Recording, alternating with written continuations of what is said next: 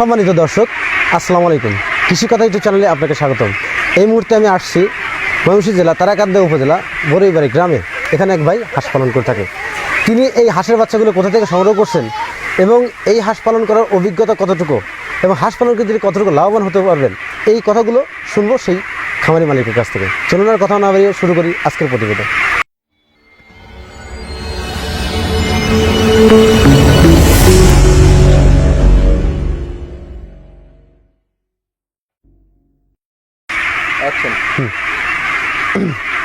আসসালামু আলাইকুম ভাই। ওয়ালাইকুম আসসালাম ভাই। ভালো আছেন ভাই? হ্যাঁ ভালো ভাই। আপনার নাম কি? আমার নাম দিলওয়ার। আপনার নাম দেলোয়ার। হ্যাঁ। আপনার গ্রামের বাড়ি কোথায়? গ্রাম বাড়ি ডাকির কান্দা। এই এখানে কি জাতের হাঁস আছে? এটা খাকি ক্যাম্বেল। এই হাঁসের বয়স কত? বয়স আছে 1 মাস 10 দিন। 10 দিন। কোথা থেকে বাচ্চাগুলো সংগ্রহ করছেন? এটি আনছি মাসুদ ভাই হাসারির থেকে। তার হাঁসের নাম কি?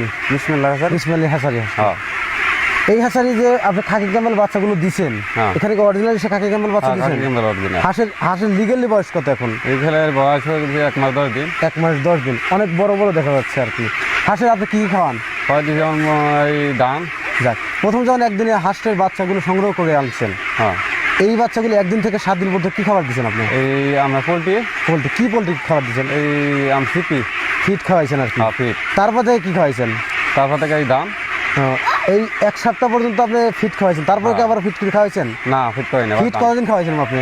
দিনকে ফিট করেছি আমরা 20 দিন। 20 দিন টোটালে, মানে 7 দিন 7 দিন, মানে 10 দিন 20 দিন খাওয়াইছেন। হ্যাঁ। তারপর থেকে ধান খাওয়াইছেন। হ্যাঁ, তারপর এখন কি থেকে। হাঁস পরিপূর্ণ ধান খায়? হ্যাঁ ধান খাওয়ালে কোনো সমস্যা হয় হাঁসের? না না।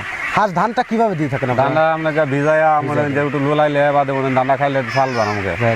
আমি শুনছিলাম হাঁসের যদি ধান খাওয়ান সেক্ষেত্রে হাঁসের গালে ঘা হয়। না সেক্ষেত্রে কি আপনি হাঁসের কোন গালে ঘা আছে? না আপনি হাঁস পালন করার অভিজ্ঞতা কতদিনকার? আজ তো দীর্ঘ 14-15 বছর। 14-15 বছর। আপনি এই হাঁস পালন করার পূর্বে কি পেশার সাথে জড়িত ছিলেন? জড়িত আমার তো অন্য কোনো এটাই আমি মনে হয় চলা হয়। মানুষ তো বিভিন্ন কাজ করতো, যেমন কৃষি কাজ বা অন্যান্য চাকরিজীবী। আপনি এই কাজ করার আগে কি কাজ করতেন? এটাতে মনে হয় আগে তো কাজ কাম করছি না, আমি ঘোরাঘুরি করছি, তারপরে থেকে এটা করলাম যে হাঁস করে যাওয়া যায়। আপনি কার পরামর্শতে হাঁসের খামারে আসলেন? এটা আপনার নিজেরই এটা থেকে আর কি করলাম যে মানে মানুষের দেখে দেখে আপনি এটাতে আসছেন।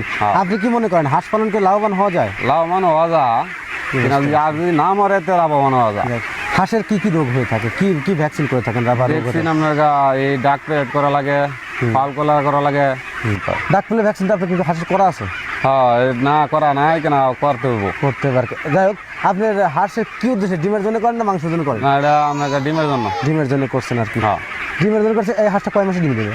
এই হাঁসটা আপনার 5 মাসে ডিম হইব। 5 মাসে ডিম আসবে। হ্যাঁ। হাঁসের আবদ্ধ অবস্থায় পালন করেন না খোলা বিলে পালন করেন? খোলা বিলে পালন করি কিনা অনেক যে ঘোরা লাগাই আছে আর কি, মনে যে চতুর্দিকটা একটু বন্ধ, এটা লিগে টাটকা।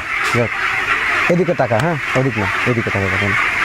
আপনার আবদ্ধ অবস্থায় পালন করেন না বিলে পালন করেন? বিলে এখন ধান টান লাগাচ্ছে, যার জন্য আপনি আবদ্ধ অবস্থায় রাখছেন। এটা আবার পানিতে ছাড়বেন কত দিনে? এই বড় 15 দিন, আরো 15 দিন পরে আবার পানিতে ছাড়বেন। এখান থেকে নিয়ে চলে যাবেন। আপনি রাত্রে হাঁসগুলো কোথায় রাখেন? রাত্রে ঘরের ভিতরে, ঘরের মধ্যে রাখেন আর কি। ঘরের মেঝেটা কি করা, মাটি দেয়া না প্লাস্টার করা? মাটি দেয়া। মাটি দেয়া আর কি। প্লাস্টার করলে ভালো হয় না মাটি দিলে ভালো? মাটি দিলে ভালো। আপনি তো এটা পানি টানতো না। এই ঘরটা করতে কত টাকা খরচ হবে? এটা একটু 20,000 টাকা উপরে খরচ আছে। হাঁসের যে ভ্যাকসিন করতে হয় বা বিভিন্ন রোগ হতে, এই পরামর্শ কার কাছে শুনে থাকেন? এটা মাসুদ ভাইয়ের কাছ থেকে নিয়েছি। বাচ্চাগুলো তার কাছ থেকে আনা? হ্যাঁ, আলহামদুলিল্লাহ বাচ্চা খুব ভালো আছে, এখনো সুস্থ আছে। আপনি কি এখন তো হাঁসের বাচ্চা মারা গেছে এটা দিয়ে? না মারা যায় না, এই 2 সাইডে আমার মারা গেছে। 2 সাইডে কাটছে আর কি। এটা তো মানে কাটি, তারপরে এই যে যাতায়াতি ঘোরাঘুরি করে এটা লিয়ে মানে কাটা। বাচ্চা বুডিং এর পারপাসে যে ভুলগুলো খামারিরা করে থাকে, কোন ভুলে হাঁসগুলো মারা যায়? এটা যদি মনে যে অনেক সমস্যা আছে, যদি ধরতে পারে তোমার হাঁস মরে না, আর যদি না ধরতে পারে তো আর কি মারা যায় আর কি।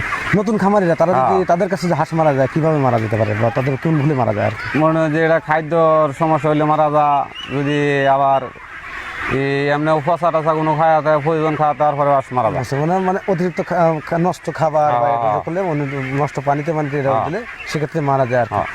এই যে পরামর্শগুলো আপনি হাঁস পালনের, এই পরামর্শগুলো কে দিতেন? মাসুদ ভাই। আচ্ছা, এই যে ভ্যাকসিন করছেন, এই পরামর্শগুলো কে দিচ্ছেন? এটা মাসুদ ভাইয়ের কাছে আমি জানি না। আপনি যত মানে হাঁস পালনের করার অভিজ্ঞতা বা হাঁসের বিভিন্ন বিষয়গুলো, সব বিষয়গুলো মাসুদ ভাই আপনাকে হেল্প করেন। উনি কি আপনার এখানে আসেন? হ্যাঁ আছে, আসে দেখে থেকে জানান। যাই হোক, এই এখানে যে মোটামুটি যে কত হাঁস আছে কতগুলো ডিম দেবে আপনি কতগুলো হাঁস কতগুলো ডিম দেবে? এখানে মানে যে যে মাঠ বালা থাকে মাঠের লাগাইছে আসে ডিম, যদি মাঠ সুন্দর থাকে তা পুরাপুরি আসে ডিম আইয়া 100 থেকে 95% 80% ডিম ভাই। ডিম পাড়া আছে। এখন এখানে কতগুলো হাঁস মোট? এখানে মোট 600 হাঁস আছে। আপনি কতগুলো ডিম আসবে? এটা মানে 500 550 ডিম আসবো। 500 ডিম মানে প্রতিদিন কত টাকা ডিম বিক্রি করবেন? এটা ডিমের বাজার মানে যদি বাড়তিতে এতে ওইটাও 5,000 উপরেও আবার 5,000 নিচে ডিমের বাজার রয়েছে গো। মানে 600 হাঁস পালন করে প্রতি মাসে 1.5 লাখ টাকা কামাই করবেন? হ্যাঁ এরকম কি হয়ে থাকে আসলেই? হ্যাঁ।